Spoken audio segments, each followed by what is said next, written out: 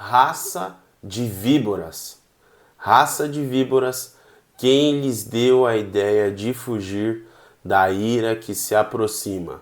Deem fruto que mostre o arrependimento. E é disso que nós vamos falar hoje. Qual é o fruto necessário demonstrar para viver uma vida de arrependimento, uma vida nova, quando nós conhecemos Jesus e passamos a caminhar de maneira diferente? O que em nós deve ser transformado?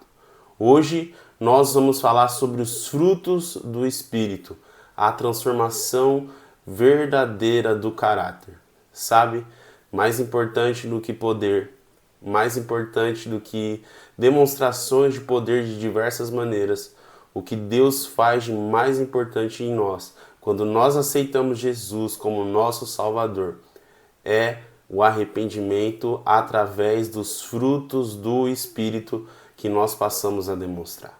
E hoje nós vamos passar por uma lista completa de cada um dos frutos, vamos comentar um por um. Você vai acompanhar aqui comigo hoje, então fica aqui até o final desse vídeo para entender todos os pontos. Eu já vou pedir para você deixar sua curtida, deixe o seu comentário, compartilhe esse vídeo e se inscreve aqui no canal, porque é importante demais que você fique comigo aqui até o fim, que esse conteúdo, que esse vídeo aqui chegue para cada vez mais pessoas. Como eu já venho falando, não é por mim, mas a mensagem de Deus precisa ser levada adiante. Bom, esse trecho que eu li aqui no começo do vídeo, né, uma passagem bem forte, é uma fala aqui de João Batista, repreendendo ali aquelas pessoas que tinham ali traços de religiosidade, tinham traços ali de outras ideias, mas João falava que o que era necessário era demonstrar fruto de arrependimento, era demonstrar o arrependimento verdadeiro, porque o reino dos céus se aproximava através de Jesus. Então, quando Jesus ele entra nas nossas vidas, quando nós o aceitamos e recebemos através dele o Espírito Santo, coisas mudam na gente. Nosso caráter, as nossas atitudes são transformadas. E nós vamos entender aqui como é que isso acontece. Antes de comentar cada fruto, antes de comentar a lista completa aqui com os 9 frutos do Espírito citados aqui na Bíblia, nós vamos ler primeiro o trecho que está aqui em Gálatas 5, do verso 22 e 23, que diz assim: mas o fruto do Espírito é amor, alegria, paz, paciência, amabilidade, bondade, fidelidade, mansidão e domínio próprio. Contra essas coisas não há lei.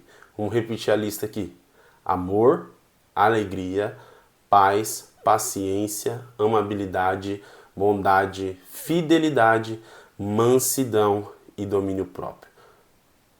Vamos comentar aqui o primeiro ponto desses, que é o amor. Como é que nós podemos resumir esse amor? O amor é a base de todos os outros frutos. Refere-se ao amor ágape, um amor sacrificial que busca o bem do próximo sem esperar nada em troca. É a expressão prática do caráter de Cristo. Esse amor aqui, que é citado como um amor sacrificial, é o amor com que Deus nos amou. É o amor com que Jesus nos amou. Foi através desse amor poderoso que Jesus morreu por mim e por você na cruz. E sim, quando nós o aceitamos, quando nós recebemos o Espírito Santo, nós devemos nos arrepender do estilo de vida que tínhamos anteriormente, de não amar as pessoas, de não nos entregar, de não nos sacrificar. Não estou dizendo que você literalmente vai precisar morrer por alguém, mas você vai precisar com certeza abrir mão de algumas coisas, se sacrificar em alguns aspectos específicos. Por exemplo, muitos pais se sacrificam de alguns privilégios para darem um conforto maior para os seus filhos. É um exemplo desse amor sacrificial. Então, muitas vezes é o que você vai precisar fazer. Você vai precisar amar as pessoas de tal maneira que você vai tirar do seu, você vai tirar da sua boca para servir alguém. E esse é o amor, é um dos frutos que nós devemos demonstrar. O segundo é a alegria. Não é simples felicidade momentânea, mas uma alegria profunda e permanente, que vem de Deus e permanece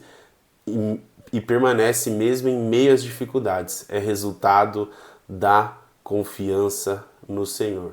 Tem uma frase do Alessandro Vilas-Boas que eu gosto muito, que ele fala sobre que nós devemos ser profundamente plenos e satisfeitos em Cristo Jesus. Porque durante a nossa vida aqui nós vamos nos abater com muitas coisas, mas é o simples fato de nós lembrarmos do sacrifício de Jesus na cruz já é o suficiente para que isso nos cause alegria todos os dias. Porque por conta daquele sacrifício não tem nada que nos possa separar do amor de Deus. Independente das dores, das dificuldades, das lutas que nós estamos vivendo, sabe, eu estou falando aqui como se fosse uma receita pronta, mas não é. Então esses frutos não são algo que não são pontos que vão nascer em nós do dia para a noite. Mas é importante nós trabalharmos, é importante nós sabermos que se está citado aqui na Bíblia é porque existe uma provisão do céu, existe uma provisão de graça de Deus para que eu e você passamos a aprender a viver dessa maneira. Então que nós possamos ser realmente contentes, satisfeitos, felizes e alegres em Jesus todos os dias da nossa vida. Que nós não passamos mais a depender de coisas ali do nosso dia a dia, situações do nosso cotidiano para sermos pessoas felizes e alegres. Que nós possamos ser satisfeitos no Senhor todos os dias. O terceiro ponto é a paz. Um estado de descanso interior e harmonia que só o Espírito Santo pode produzir. Inclui paz com Deus, paz consigo mesmo e paz com os outros. Eu acho que esse terceiro ponto da paz, ele tem muito a ver com o ponto interior. Porque é algo que para nós seres humanos, é algo que enquanto em carne, é uma posição muito difícil de nós alcançarmos, assim como a alegria. Mas como eu falei, eu creio verdadeiramente que existe uma provisão do céu, existe uma porção em Deus, existe uma porção em Jesus, para que nos nossos momentos de aflição, a gente coloque o nosso joelho no chão e nós podemos pedir para Deus que Ele venha com essa alegria, que Ele venha com essa paz. A palavra de Deus fala, na Bíblia fala sobre a paz que excede todo o entendimento. Então, quando todo o nosso entorno está dizendo ali para que a gente entre em caos, para que a gente viva ali em confusão, que a gente fique nervoso, ou numa situação, por exemplo, você passa um estresse ali com alguma pessoa, você está numa briga de trânsito e todo mundo te incentiva ali a brigar, te incentiva a agredir a pessoa numa situação, mas em Deus você consegue ali receber, mesmo num contexto como esse, uma provisão de paz, para não agir da maneira que as pessoas esperam que você aja, mas agir de acordo com o caráter de Deus, demonstrando um fruto de arrependimento e demonstrando transformação de caráter. Quarto ponto, tem muito a ver aqui com o interior. Perceba que os pontos eles vão se interligando. Depois da paz vem a paciência, capacidade de suportar contratempos, pessoas difíceis e situações desafiadoras sem perder a calma. Mostra maturidade espiritual e confiança no tempo de Deus. Sabe, se você quer entender melhor que todos esses frutos do Espírito que eu estou comentando nesse vídeo, se você quer entender melhor de maneira prática, basta você abrir sua Bíblia e ler as histórias e as situações que Jesus Cristo passou. Saibam que Jesus ele é o nosso modelo para todas as coisas. Ele é o nosso modelo comportamental, ele é o nosso modelo de fé, ele é o nosso modelo de disciplina espiritual. Para tudo Jesus é um modelo. Então, Jesus também é um modelo de paciência. Sabe, em diversas situações, os amigos, os discípulos, aqueles que caminhavam com ele, não tinham paciência com as pessoas que estavam ao redor, sejam crianças, sejam outras pessoas que queriam receber Jesus, sejam autoridades que estavam contrariando ele. Mas Jesus demonstrou paciência com todas as pessoas. Sabe? Muitas vezes as pessoas tentam tirar de contexto algumas situações, algumas atitudes de Jesus, mas saibam que em tudo Jesus caminhou de acordo com o Espírito Santo e de acordo com o seu Pai. Porque Jesus, ele se fez homem, mas ele é Deus.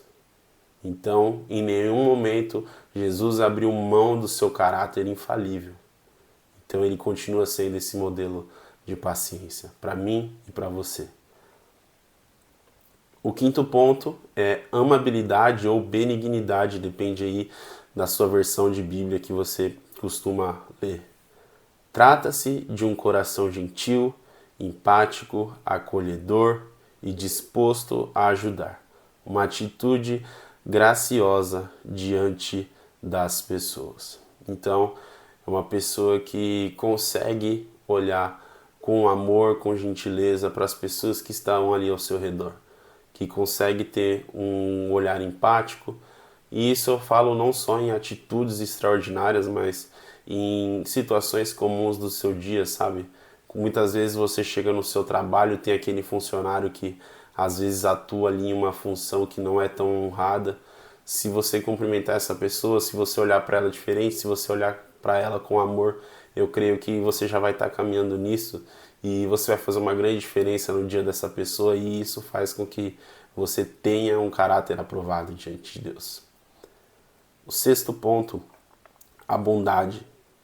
E como diz aqui, ela vai além da amabilidade, que é o ponto anterior. Ela envolve ações práticas de integridade, generosidade e retidão. É fazer o que é certo porque isso agrada a Deus. Ou seja, é o que vai além do ponto anterior que nós falamos de você ter um olhar gentil. A bondade fala sobre você ser íntegro em todas as coisas que você faz, em todas as suas atitudes do seu dia a dia. Então, é sobre você ser um instrumento de Deus para que a graça dele seja estendida por onde quer que você vá. E como eu falei, isso pode acontecer no seu ambiente de trabalho, pode acontecer na sua família, pode ser no lugar onde você estuda, na sua comunidade de fé.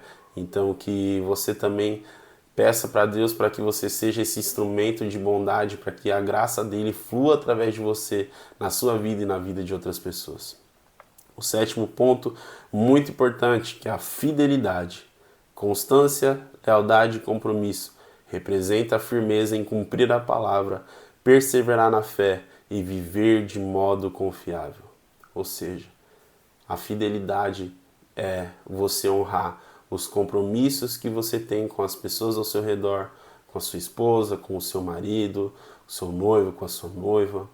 Honrar os compromissos que você tem com a sua família, honrar os compromissos que você tem no seu trabalho e principalmente honrar o seu compromisso e a sua relação com Deus.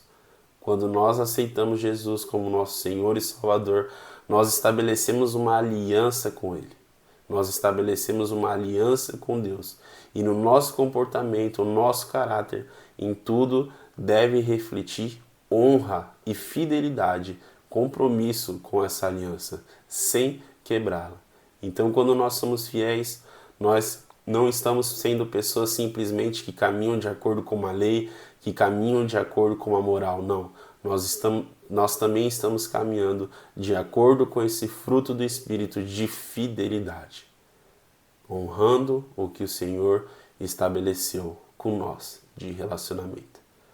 Oitavo ponto, a mansidão, que nós já pincelamos um pouco aqui em alguns outros pontos, que é humildade de espírito, controle da força e do poder, uma atitude de submissão a Deus, gentileza no trato e ausência de orgulho. Ou seja, quando você é uma pessoa mansa, você está sendo submisso ao caráter de Deus, porque isso é o que Ele espera de nós. Muitas vezes o mundo, as pessoas ao nosso redor e a nossa carne vão querer dar uma resposta agressiva para diversas situações. Mas nós, como representantes do reino dos céus, temos que agir de acordo com essa contracultura. Temos que agir de acordo com o caráter de Deus, que é sermos mansos e humildes, assim como foi o nosso Senhor, Jesus Cristo. E o último ponto está aqui, muito importante também, é o domínio próprio. Autocontrole em pensamentos, emoções e atitudes. É a capacidade de resistir ao pecado, controlar impulsos e viver de forma equilibrada. Irmãos, esse ponto aqui é muito importante. O domínio próprio, ele se aplica em diversas situações. Vou começar me usando como exemplo. Minha vida toda eu fui gordinho, minha vida toda eu gostei muito de comer. Então, muitas vezes eu vivi situações onde eu cometi o pecado da gula porque me faltou o domínio próprio. Eu deixei a vontade de comer mais do que era necessário, mais do que era adequado me vencer. Ou seja, se eu tivesse um caráter nessas situações transformados de acordo com o Espírito Santo, eu não teria sido dominado pela gula, porque eu teria exercido o domínio próprio. Então, essa é uma das situações onde o domínio próprio se faz necessário para que a gente não ceda para a gula. Outra situação, uma pessoa que tem um compromisso, a pessoa que é casada ou a pessoa que é noiva, enfim, ela tem um compromisso com uma pessoa já firmada. E aí ela começa a sofrer avanços ali, flertes de uma outra pessoa, e ela não resiste, ela cede, e quando ela menos percebe, ela comete ali uma traição no relacionamento dela. Também faltou com o domínio próprio de não ceder ali à tentação, à vontade da carne. Porque se nós agirmos de acordo com a nossa carne, realmente nós vamos cometer todos esses tipos de atrocidades. Adultério, gula, enfim, todos esses tipos de pecado. Mas se nós exercemos o domínio próprio, nós não vamos ser dominados pelo que a nossa carne quer e caminhar de acordo com a vontade de Deus. Então, eu acredito aqui que nós já passamos por todos os pontos e eu finalizo esse vídeo agora orando por mim e por você. Senhor, meu Deus, meu Pai Todo-Poderoso, eu te agradeço, Senhor, por esse momento poderoso. Que o Senhor possa, Pai, exercer e derramar graça sobre a minha vida e sobre a vida do meu irmão que aqui está. Que o Senhor possa, Senhor, derramar sobre nós os frutos do Teu Espírito Santo, para que tenhamos um caráter transformado diante de Ti. Eu te agradeço por isso, Senhor. Amém. Então, irmãos, não se esqueça de deixar sua curtida, seu comentário, compartilhar e se inscrever aqui no canal. Um grande abraço.